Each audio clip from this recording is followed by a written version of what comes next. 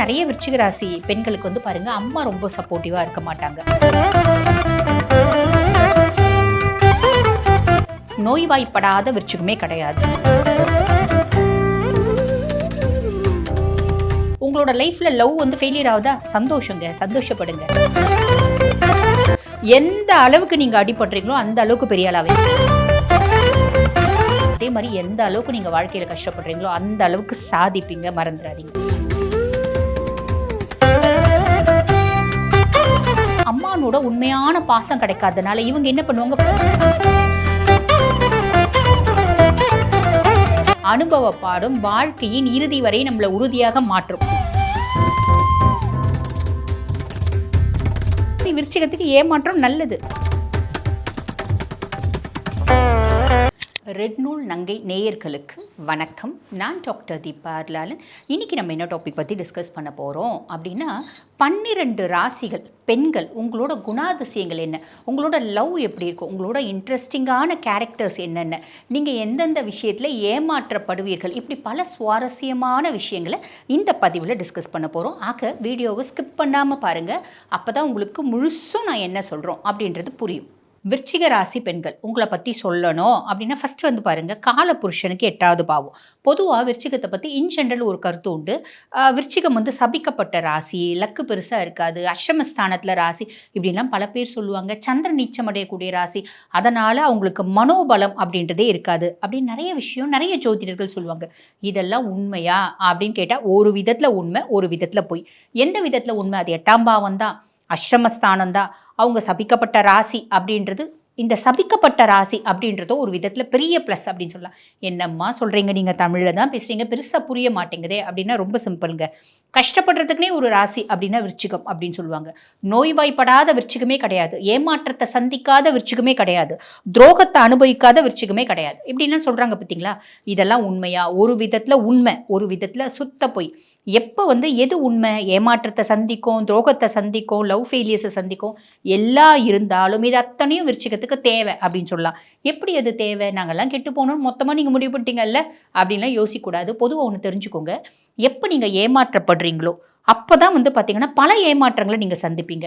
1 2 அப்படின்னு சொல்கிற மாதிரி பல ஏமாற்றத்தை சந்திக்கும் போது ஒரு ஏமாற்றம் உங்களுக்கு தோணும். அந்த ஏமாற்றம் நச்சுன்னு நடுமண்டையில் அடிச்ச மாதிரி இருக்கும். அந்த க்ஷணம், அந்த செகண்ட், அந்த நேரம் நீங்கள் முடிவு எடுப்பீங்க, அடடா இது வரைக்கும் போதும் ஏன் ஏமாந்தது, இனிமேல் பட்டு வாழ்க்கையில் பெரிய லெவலில் சாதிக்கணும் அப்படின்னு முடிவு எடுப்பீங்க. அந்த முடிவு உங்களை ஃபீனிக்ஸ் பறவையாக மாற்றும். நம்ம கேள்விப்பட்டிருப்போம் இல்லைங்களா, அது ஃபீனிக்ஸ் பறவைன்றது ஒரு கற்பனை கதையாக இருக்குது அப்படின்னாலும் அது வந்து பாருங்கள், சூரியன் மேலே அதுக்கு ஒரு காதலாம். அப்போ சூரியன் கிட்ட போகுமா, அந்த வெப்பம் தாங்காமல் எரிஞ்சு அது வந்து பார்த்திங்கன்னா ஒரு புகையாக, அதாவது மொத்தம் சாம்பலாக மாறிடுமா. சாம்பலாக மாறின பின்னாடியும் அந்த சாம்பல் மீண்டும் உயிர் தெழுந்து பறவையாக பறந்து திருப்பி அந்த சூரியனை நோக்கி போவோம் அப்படின்றது அது கற்பனைய கதையாக இருந்தாலும் அது வந்து பாருங்கள் பல பேர்னோட ஒரு ஊக்குவிக்கக்கூடிய ஒரு கதையாக இருக்கும். அந்த ஃபீனிக்ஸ் பறவைகள் யார் அப்படின்னா விருச்சிகம் அப்படின்னு தான் சொல்லணும். ஸோ உங்களோட லைஃப்பில் லவ் வந்து ஃபெயிலியர் ஆகுதா, சந்தோஷங்க, சந்தோஷப்படுங்க. ஃப்ரெண்ட்ஸ் துரோகம் பண்ணுறாங்களா, சந்தோஷப்படுங்க. உடல் சார்ந்த உபாதைகள் வருதா, சந்தோஷப்படுங்க. எந்த அளவுக்கு நீங்கள் அடிபடுறீங்களோ அந்த அளவுக்கு பெரிய ஆளாவீங்க. ரொம்ப சிம்பிளுங்க. நம்ம இந்த வில்லு அம்பு நம்ம பார்த்துருப்போம். அம்பை வந்து பார்த்திங்கன்னா நானில் வச்சு எந்த அளவுக்கு பின்னாடி இழுக்கிறாங்களோ அந்த அளவுக்கு அது ஸ்பீடாக போயிட்டு உன்னோட டார்கெட்டை வந்து அது வந்து பார்த்திங்கன்னா அடைய வைக்கும் அப்படின்னு சொல்லலாம். அதே மாதிரி எந்த அளவுக்கு நீங்கள் வாழ்க்கையில் கஷ்டப்படுறீங்களோ அந்த அளவுக்கு சாதிப்பீங்க, மறந்துடாதீங்க. சரி, அப்படிப்பட்ட விருச்சிக ராசி பெண்கள் உங்களை பற்றி சொல்லணும். உங்களோட ராசி அதிபன் யார் அப்படின்னா செவ்வாய் ராசி அதிபன் அப்படின்றதுனால இன்பில்ட்டாகவே விருச்சிகத்துக்கு வந்து பாருங்கள் ஒரு மிடுக்கான ஒரு தோற்றம் அப்படின்றது இருக்கும், ஒரு ஆளுமை அப்படின்றது இருக்கும். நான் எப்பயுமே அடங்கலாம் மாட்டேங்க, அடங்க மறுப்பது என்னுடைய குணம், அதுக்காக நான் அடங்காப்பிடாரித்தனம் பண்ணுவேன் அப்படின்றது கிடையாது. அநியாயத்தை கண்டா பொங்கி எழுறது, சட்டுன்னு கோவப்படுறது, பட்டு இரிட்டேட் ஆகிறது, டென்ஷன் ஆகிறது, ஸ்ட்ரெஸ் ஆகிறது, இதெல்லாம் விருச்சிகத்துக்கு உண்டு. அதே மாதிரி விருச்சிகத்துக்கிட்ட ஒரு சின்ன குணம் மாற்றிக்க வேண்டியது இருக்குங்க. அது என்ன அப்படின்னா, ஒரு விஷயத்தை இன்றைக்கி தீர்க்கமாக முடிவு எடுப்பாங்க. இந்த விஷயத்தை இப்போயே, இந்த க்ஷணமே, இந்த செகண்டே நான் செய்யணும், நாளைக்குள்ளே பாரு இதை வந்து முடிச்சு காமிக்கிறேன் அப்படின்ற மாதிரி பல சேலஞ்சஸ் எடுப்பாங்க. நாளைக்கு போய் ஏன் கண்ணு, இப்போ சின்ன பிள்ளைங்க, ஒரு ஸ்கூல் படிக்கிற பிள்ளைங்களா வந்து அம்மா நாளைக்குள்ளே இதை முடிச்சுட்றமா அப்படிமோ. நாளைக்கு போயிட்டு கேட்குறோன்னு வச்சுக்கோ, ஏன் கண்ணு நேற்று முடிக்கிறேன், நீ முடிச்சிட்டே கண்ணுனம்மா, அது நேற்று, இது இன்றைக்கி அப்படிம்பாங்க. அந்த மூட் ஸ்விங்ஸ் நிறைய இருக்கும். அதை மட்டும் விருச்சிகம் கொஞ்சம் மாற்றிக்கணும். அந்த மூட் ஸ்விங்ஸுக்கு காரணம் என்ன அப்படின்னா, சந்திரன் நீச்சம் அடையக்கூடிய ராசி. சந்திரன் நீச்சம் அடையக்கூடிய ராசி அப்படின்றதுனால இன்பில்ட்டாவே அவங்களுக்கு வந்து பார்த்தீங்கன்னா, இமோஷனல் இம்பேலன்சஸ் அப்படின்றது இருக்கும். அதை கொஞ்சம் மாற்றிக்கினாங்க அப்படின்னா, விருச்சிகம் சாதிக்க பிறந்தவங்க அப்படின்னு சொல்லலாம். சரி, அப்படிப்பட்ட விருச்சிக ராசி பெண்கள் இவங்களோட சின்ன வயசுலேருந்து எப்படி இருக்குங்க அப்படின்னா, குழந்தை பருவத்தில் மற்ற குழந்தைங்க மாதிரி அப்பா, அம்மா, தாத்தா, பாட்டி எல்லாருக்கூடயும் அஃபெக்ஷனாக இருப்பாங்க. ஆனால் நான் பார்த்த வரைக்குங்க சந்திரன் நீச்சம் அடையக்கூடிய ராசி அப்படின்றால நிறைய விருச்சிக ராசி பெண்களுக்கு வந்து பாருங்கள், அம்மா ரொம்ப சப்போர்ட்டிவாக இருக்க மாட்டாங்க. மாற்றுக்காரங்கனே கெட்டு போயிருப்பா நிறைய விருச்சிக ராசி பெண்களுக்கு. ஆனால் அப்படியும் நம்ம சொல்லிட முடியாது. எக்ஸப்ஷன்ஸ் அதில் இருக்க தான் செய்கிறாங்க. அதுக்கு எக்ஸப்ஷன்ஸ் நானே ஃபஸ்ட் எக்ஸாம்பிள் அப்படின்னு சொல்லலாம். நான் ரிஷபம், என் குழந்தை வந்து பார்த்தீங்கன்னா என் பையன் விருச்சிகம் தான். ஆனால் அவனுக்கு நான் ஒரு ஐடியல் மதர். இந்த மாதிரி எக்ஸப்ஷன்ஸ் இருக்க தான் செய்யுது. எனக்கு நான் ஒவ்வொன்று நினைக்கும் போதும் ஒவ்வொன்று செய்யும் போதும் என் பையன் என் பையன் என் பையன் அப்படின்றது அவனோட தாட்ஸ் தான் எனக்கு வரும். வாழறதே அவனுக்காக தான், சுவாசிக்கிறதே அவனுக்காக தான் அப்படின்னு நினைக்கக்கூடிய பர்சனாலிட்டி நான். இந்த மாதிரி நிறைய அம்மாக்கள் இருக்காங்க. இருந்தாலும் மெஜாரிட்டி வின்ஸ். அப்போ மெஜாரிட்டியான விருச்சிக ராசி பெண்களுக்கு அம்மா வந்து செட் ஆக மாட்டாங்க. அம்மா சப்போர்ட்டிவாக இருக்க மாட்டாங்க. இவங்க எது செஞ்சாலும் குத்தம் கண்டுபிடிக்கிறது யாராக இருப்பாங்க அப்படின்னா அவங்க அம்மாவாக தான் இருப்பாங்க. சரி, அப்போ அந்த அம்மானோட உண்மையான பாசம் கிடைக்காதனால இவங்க என்ன பண்ணுவாங்க, ஃப்ரெண்ட்ஸ் கிட்ட அந்த பாசத்தை தேடுவாங்க. ஒரு காலேஜ் படிக்கிற பிள்ளை லவ் பண்ணுது அப்படின்னா அந்த லவ்வர் கிட்ட பாசத்தை தேடும். கல்யாணம் பண்ணிக்குது அப்படின்னா கணவர்கிட்ட அந்த பாசத்தை தேடும். இதெல்லாம் கிடைக்குமா? அது ஒரு பெரிய கேள்விக்குறி தான். அது நம்ம வந்து பெருசாக ஒரு டாட் அப்படி தான் வைக்கணும். அது கிடைக்கிறதுக்கு வாய்ப்பு ரொம்ப கம்மி. இருந்தாலும் அதுவும் நல்லது அப்படின்னு சொல்லலாம். சரி, இப்போ இவங்க சின்ன பிள்ளை, ஒரு 8th 9th படிக்கிற பிள்ளை. இந்த பிள்ளை வந்து பார்த்தீங்கன்னா ஃப்ரெண்ட்ஸ் கூட எப்படி பழகும்? உண்மையாக பழகும். நீ தான் எனக்கு எல்லாம், நான் உனக்கு எல்லாம் செய்வேன், நீ என் மேலே பாசமாயிரு, நீ எனக்கு எல்லாம் செய் அப்படின்ற மாதிரி எதிர்பார்க்கும். ஆனால் அந்த ஃப்ரெண்ட் என்ன பண்ணுன்னா ஒரு ட்ராப் பண்ணும். ஏதாவது தப்பு செஞ்சுட்டு இந்த பிள்ளையை அதில் மாட்டி விட்ரும். ஏதோ ஒரு சினிமாவுக்கு போகுது அப்படின்னு வச்சுக்கோங்களேன், வீட்டில் மாட்டிக்கிறாங்க. ஒரு 10th படிக்கிற பிள்ளைங்க அப்பா அம்மாக்கு தெரியாமல் வீட்டில் சினிமாவுக்கு போகிறது தானே. அந்த மாதிரி எக்ஸாம் முன்னே எனக்கு ரொம்ப ஸ்ட்ரெஸ்ஸாக இருக்குது, நிறைய படிச்சுட்டேன், சினிமாவுக்கு போகணும்னு அவள் கூப்பிட்டுருப்பா. இவள் ஓகே அப்படின்னு சொல்லியிருப்பா. மாட்டிக்கின பின்னாடி நான் வரலன்னு சொன்னம்மா, சுதா தாம்மா என்னை வலுக்கட்டாயமாக வந்து கூட்டிகிட்டு போனா அப்படின்னு இவளை மாட்டி விட்டு அவள் எஸ்கேப் ஆகிடுவாள். அவங்க வந்து இவங்க வீட்டில் சொல்லுவாங்க, பிள்ளையை ஒழுங்காக வளர்க்க மாட்டியா, உன் பிள்ளை என்ன பண்ணுது அப்படின்ற மாதிரி பல வந்து ஏமாற்றங்களை சந்திக்கக்கூடிய ஒரு ராசி விருச்சிகம். இதில் நல்லது புரிஞ்சுப்பாங்க. அனுபவ பாடம் அப்படின்னு ஒன்று இருக்குது பார்த்தீங்களா. நம்மளுக்கு கட்டி கொடுக்குற சோறும் சொல்லி கொடுக்குற பாலமும் கடைசி வரைக்கும் வராது. அந்த பாடம் அப்படின்றது எது நம்மளுக்கு கடைசி வரைக்கும் வரும் அப்படின்னா, அனுபவ பாடம் வாழ்க்கையின் இறுதி வரை நம்மளை உறுதியாக மாற்றும் அப்படின்றது உண்மை. ஆக இவங்க என்ன பண்ணுவாங்க அப்படின்னா, அந்த மாதிரி ஸ்கூலில் இந்த மாதிரி ட்ராப் ஆவாங்க. அடவடியா ஸ்கூலில் சின்ன பிள்ளைங்க ஏதோ அறியாத வயசு தெரியாத ஒரு விஷயம்னு சொல்லலாம். காலேஜ் படிக்கும்போது எனக்கு ஃப்ரெண்ட்ஸ் இப்படி தான் இருப்பாங்க. விருச்சிகம் லவ் பண்ணுமா, சாலிடாக லவ் பண்ணும். பெரும்பாலும் விருச்சிகம் என்ன பண்ணுன்னா மிதுனத்தை போய் லவ் பண்ண ஆரம்பிக்கும். இது மனசு சொல்கிற பேச்சை கேட்குறது இந்த விருச்சிக ராசி பொண்ணுங்க. புத்தி சொல்கிற பேச்சை கேட்குறது அந்த மிதுன ராசி பையனுங்க. இந்த பிள்ளைங்களுக்கு 2 பேருக்கும் ஒத்து வருமா அப்படின்னா ஒத்து வராது. ஆனால் அட்ராக்ட் ஆகிறது மிதுனத்தை பார்த்து தான் பெரும்பாலும் அட்ராக்ட் ஆவாங்க அப்படின்னு சொல்லலாம். சரி, விருச்சிகம் ஒரு காலேஜ் படிக்கிறவங்க ஒரு 3rd இயர் படிக்கிறாங்கன்னு வச்சுக்கோங்க, லவ் பண்ணுவாங்களா, சாலிடாக லவ் பண்ணுவாங்க, நிறைய லவ் பண்ணுவாங்க அப்படின்னு கூட சொல்லலாம். ஸ்கூலில் லவ் பண்ணலாம், காலேஜில் லவ் பண்ணலாம். அதுக்காக இந்த பிள்ளைங்க தப்பான பிள்ளைங்களா கிடையாதுங்க. உண்மையான அன்பை தேடுதல் அப்படின்றது இருக்கும். சந்திரன் நீச்சம் அப்படின்னால எப்பயுமே எனக்கு அன்பு வேணும். எது அங்கே நீச்சப்படுதோ அதனோட ஒரு விஷயம் எனக்கு தேவை. சந்திரன் அப்படின்னாலே லவ், ரொமான்ஸ், அன்பு, காதல், இது எல்லாமே எனக்கு தேவை அப்படின்னு நினைப்பாங்க. அந்த அன்பு செலுத்துறது கூட வந்து பார்த்தீங்கன்னா, அன்பு எதிர்பார்க்கறது கூட தாயை போல ஒரு அன்பு எதிர்பார்ப்பாங்க. தாயை போல ஒரு அன்பு யாராலையும் கொடுக்க முடியாது இல்லைங்களா.